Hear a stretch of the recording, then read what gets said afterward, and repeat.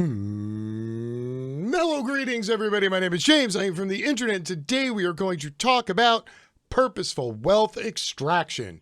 Now, wealth extraction is a term that has become largely popularized over the last decade by both cable news pundits such as Dylan Ratigan and popular politicians such as Bernard Sanders. And every few years, the wealthy and the powerful come up with a new way to extract even more money out of the working class, whether it's new added banking fees or super toll roads. It doesn't matter. There's always a way to suck just a little more money out of the pocket of the poor, which doesn't sound like a lot, but when you do it to billions of poor people multiplied, well, every few cents you can leech out of everybody, it becomes a large pile of cash, which I have been led to believe is literally the favorite thing of all capitalists on the face of the planet. However, I would be remiss if I did not point out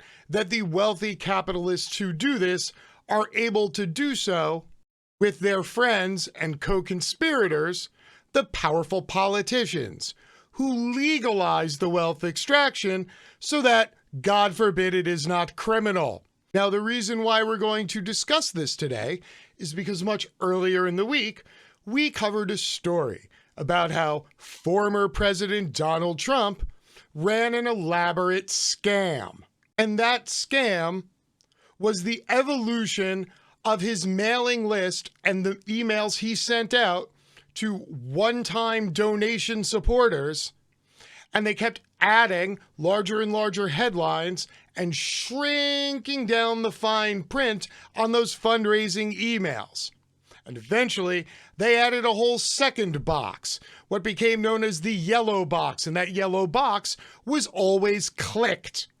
And what it did was it allowed the campaign to charge you with reoccurring donations that they would just suck out of your bank account at a rapid rate. And we covered the entirety of this scam and how well it worked for them. And at the very end of that video, I explained that there were now politicians who were emulating Donald Trump's campaign emails. But it turns out they are not lone politicians, but rather an entire party. It would appear that the National Republican Congressional Committee has not only stolen Donald Trump's amazing idea to unwittingly scam people out of money, but they have injected it with steroids, threw it in an envelope, slapped a stamp on it, and mailed it out to about 100 million people. And this is what it looked like. GOP group warns of defector list if donors uncheck the reoccurring box. The political arm of House Republicans is deploying a pre-checked box to enroll donors into repeating monthly donations and using ominous language to warn them of the consequences if they opt out. Quote, "If you uncheck this box, we will have to tell Trump you're a defector."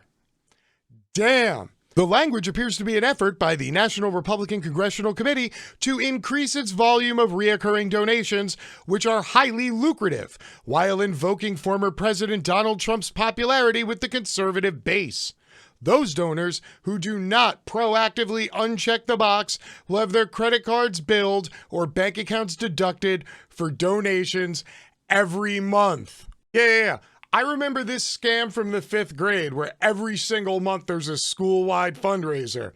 Chocolate bars, then orange sales, then cookie and bake sales. And every single time, if you don't participate in, giving a little to the group that most other people are giving to, well, then you are the heretic and you get branded with the scarlet letter. And for the record, that plus advertising is how capitalists constantly get people to buy more product and overspend.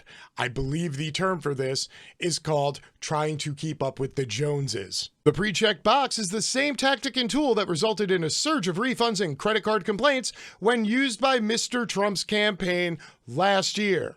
The Trump operation made the language inside its pre-checked boxes increasingly opaque as the election neared.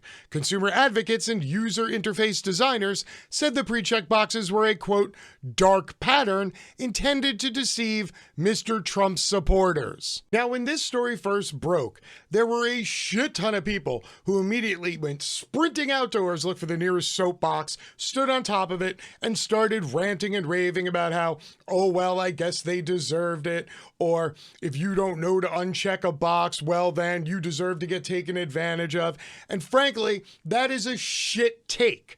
That shit take is the same opinion of the people who are creating more and more of these emails to scam more and more people out of money. Yes, I'm glad that you who said that, whoever you are, happen to have a normal level of reading comprehension or have no sort of mental or learning disabilities that would make you more susceptible to scams. Yes, I'm glad you're not your grandmother, who could very well be the next victim of a scam.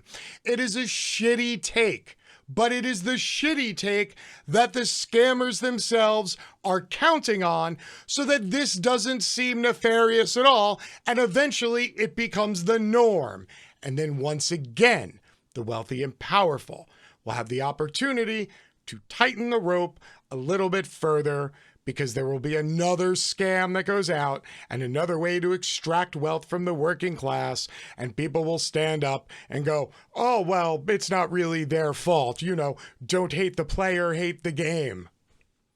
The Trump operation issued more than $122 million in refunds in the 2020 cycle, which was a full 10.7% of what Mr. Trump's campaign, the Republican National Committee, and all of their shared accounts raised.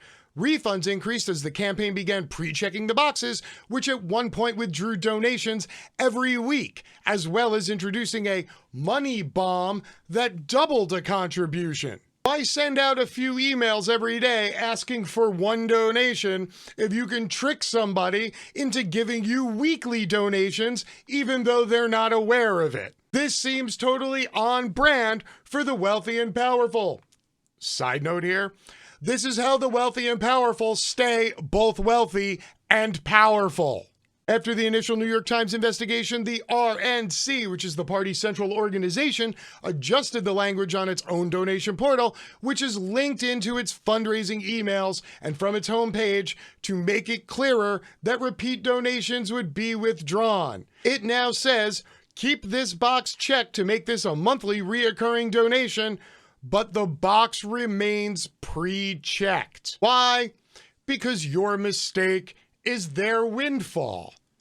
That's just how it works in rugged capitalism. The Bulwark, an anti-Trump conservative news site, first reported a different version of a pre-check box that the NRCC was using, which said, quote, check this box if you want Trump to run again. Uncheck this box if you do not stand with Trump.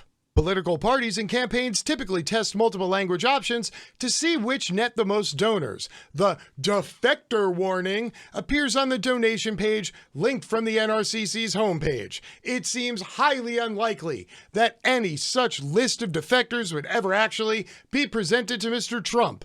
Last month, Mr. Trump sent a cease and desist letter to the NRCC and other Republican Party committees warning them not to use his name or likeness to raise money. Yeah, so this is funny for a number of reasons, not the least of which is that a whole bunch of musical artists sent Trump cease and desist letters dozens of times while he was campaigning, and he insisted on using their songs even though they didn't want anything that they ever did even remotely fucking associated with Donald Trump. And he didn't care. He just kept playing like the Village People and Barry Manilow and all sorts of people just doing his double dong dance, you know, hey. But even better than that, is the fact that there are large-scale Republican groups who are still profiting off of the specter of angering Donald Trump, even though Donald Trump has literally disassociated himself from all of them. Now, the much harsher reality about this story is that not only are there a handful of extremely wealthy, powerful people out there going out of their way to scam more money out of the very people who support them, and also the most vulnerable amongst that group. But even worse is that these are the same people who are also introducing a slew of voter suppression bills in their state, thus not only making it harder for poor people to vote, but making it easier for they themselves to scam more money out of those very same poor people. So maybe, just maybe, rather than constantly talking about how we're going to elect the right people into office so that they can go ahead and change the system, perhaps people should start organizing in groups outside of the system and making much stronger demands then. Would you please go to Washington, D.C. and change this for us? Until next time, my name is James. I am from the internet and I am out. Peace.